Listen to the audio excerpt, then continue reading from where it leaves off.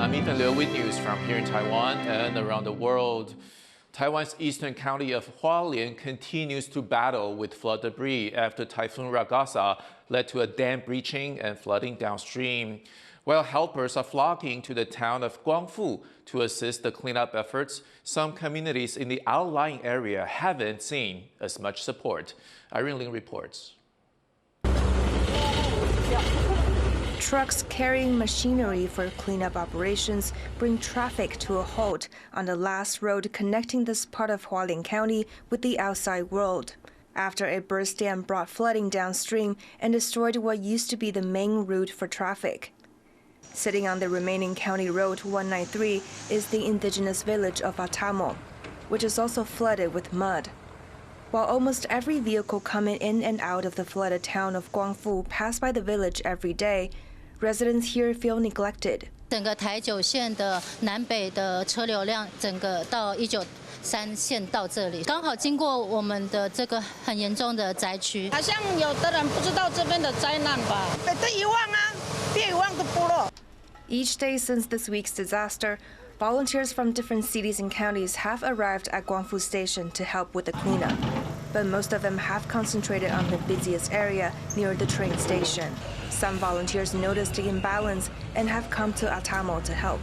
光复那边比较人力过剩，所以我们就想说，那就到那个比较没有人帮忙的地方。这边反而其实是更需要来这边看到这边的景象，其实非常的冲击。大家轮流休息啊。 Just under a kilometer away from the burst riverbank, the local health center is also flooded.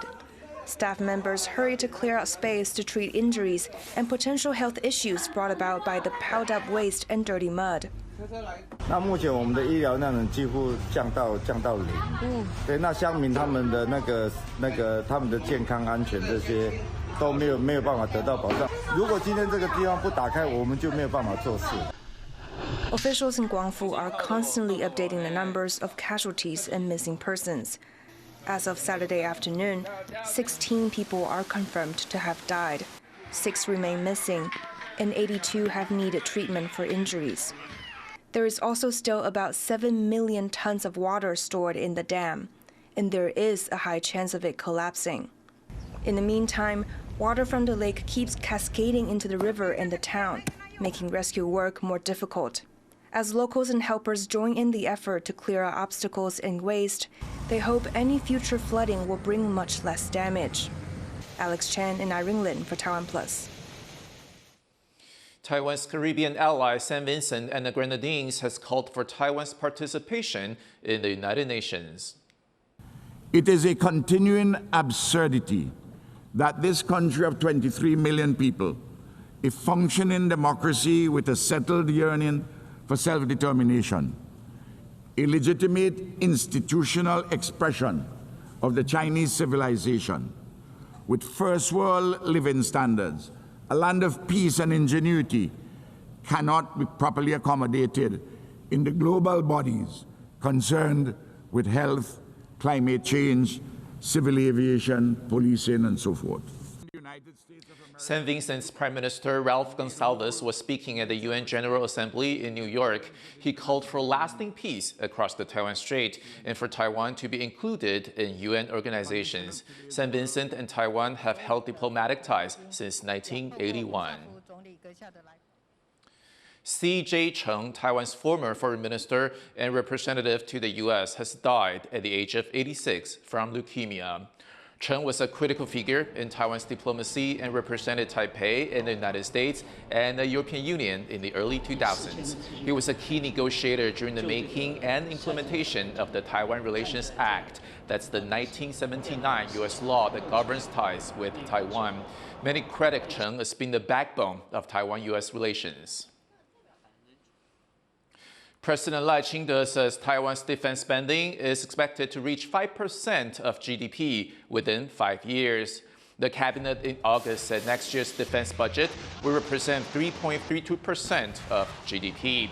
Lai said the spending meets NATO standards and the budget will be put towards upgrading weapon systems and developing domestic production. Leaked documents suggest that Russia is training Chinese airborne forces, according to media reports. A hacker group called Black Moon released the documents online. They lay out the transfer of Russian hardware to China and training to take place in both countries. China and Russia are not in an official military alliance, but maintain close diplomatic and economic ties. Some analysts say the training resembles the Russian invasion of Crimea in 2014, sounding the alarm for a potential operation against Taiwan. The U.S. and China are closing in on a deal to transfer TikTok to a U.S. owner. The popular social media app has raised national security concerns in Washington and in Taipei. Tiffany Wong reports.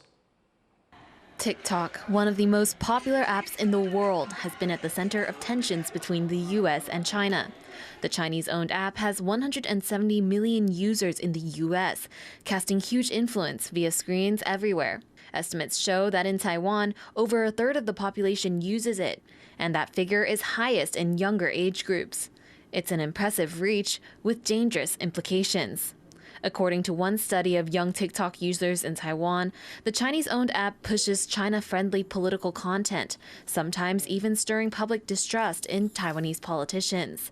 That messaging influences Taiwanese people's opinions of their government, political parties, and even their views on China.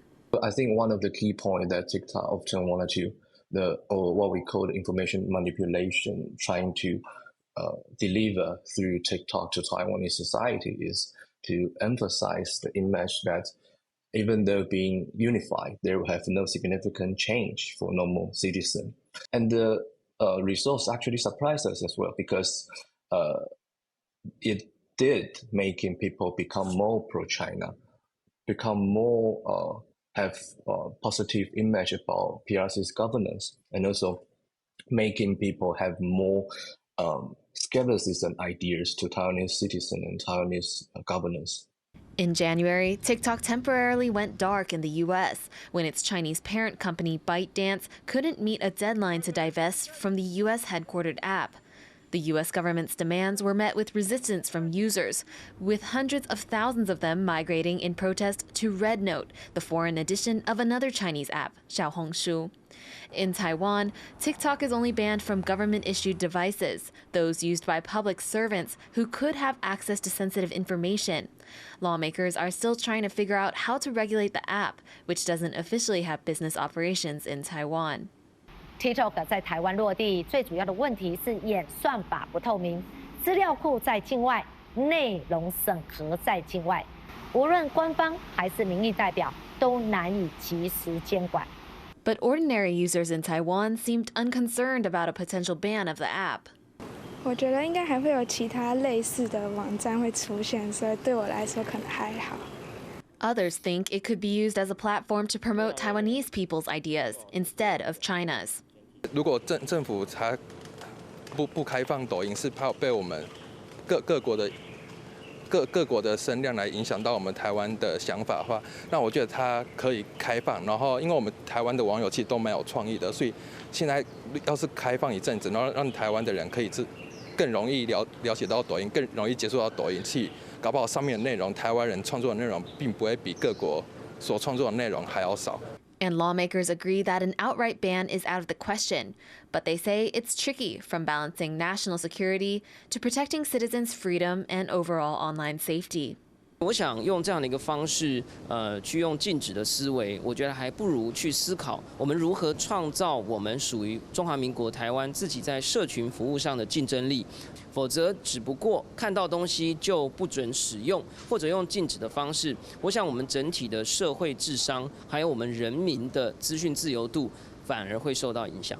完全的以禁止的方式来处理的话呢，不但是没有去符合比例原则，也就等于是没有去考虑刚刚讲的在不同的层次我们面临的问题应该要用怎么样的一个法律手段。所以我认为呢，依照我们现行的法律以及之后不管是美国那边的这一个采购的进行还有呢台湾这边呢还有新的自动安全管理法的规范，用这样的一个方式来管制这个所谓的这一个会对儿童有害的或者有诈欺的，甚至涉及国安的呢，这样才是一个比较妥适的方案。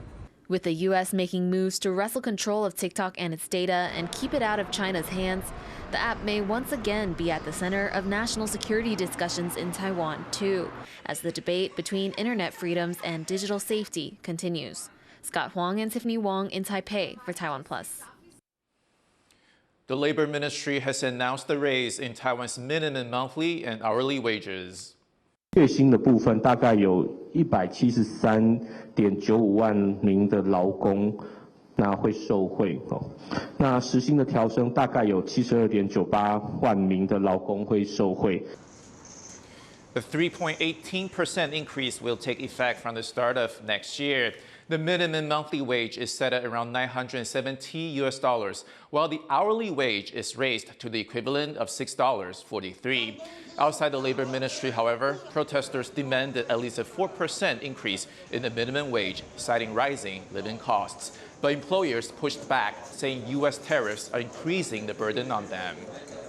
因为关税的关系，我们台湾的关税是20%，来影响整个我们的资方的成本。 A couple in southern Taiwan has turned betel nut, usually chewed as a stimulant, into a source of dye for clothing and accessories. It took years to perfect their techniques, but they found ways to make over 500 shades from this single source. Zhang Mantres has this story. The clothing in this shop looks like it could come from any of the major fashion brands, but it's actually part of a social and ecological experiment. The cloth all comes from the rural interior of Taiwan's tropical far south, and all the dyes come from an unlikely source. The betel nut is best known in Asia as a stimulant that is chewed, leaving the mouth stained bright red and damaging one's health in the long term. But husband and wife entrepreneurs Wang Yifan and Huang Wanjie have found in them an excellent source of coloring, able to create a range of subtle hues that are perfect for fashion. The idea to start experimenting with betel nut pigments began in 2021 at the height of the COVID pandemic, when the couple moved from Taipei back to their hometown of Neipu in Pingdong County. Betel nut trees are plentiful there, but the idea of using them to dye cloth struck many locals as bizarre. 他们一个反应也会是，为什么要做这件事情？槟榔就是拿来割，跟拿来卖，跟拿来吃啊！你要去染它干嘛？染出来的布可以做什么用？做成的东西又可以卖多少钱？又可以卖给谁？他们其实都是对这东西有很多的问号。Still, their research went on. 所以我们花了很多时间在做实验记录的研究，去发掘到底槟榔可以染出来多少的颜色，以及这个实验的记录是怎么可以控制的。还有就是它的色票是透过变色仪用科学的方式去验证它的颜色。It took 3 years of experiments with different temperatures and water characteristics, but eventually they'd worked out how to get 514 different shades from this one source, fallen betel nuts. But even now they know how to do it, extracting all these dyes is still hard work. The nuts need to dry out, then the cores need to be extracted, crushed, and boiled. The whole process takes 5 months. But the result is eco-friendly clothing, bags, pillowcases, and accessories, and the prospect of new jobs in a rural, aging part of the country. The couple later found out that they actually weren't the first to think of making dyes from betel nut. That honor goes to early modern Japan. Still, they're proud to have independently rediscovered the technique, and of making it perhaps a part of Taiwan's modern culture. 我觉得颜色可以当成一个文化的载体。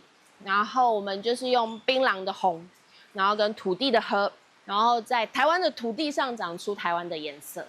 With a sense of both color and style, they're putting a local product onto the mass market and carving out a new niche in the fashion world. Leon Lin and John Van Trieste for TaiwanPlus.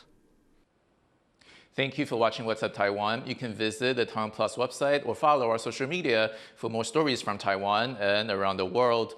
Before we go, let's listen to Taiwanese indigenous singer Usai Kalu performing for people affected by Typhoon Ragasa in Hualien County, eastern Taiwan. I'm Ethan Liu. Take care, and I'll see you next time.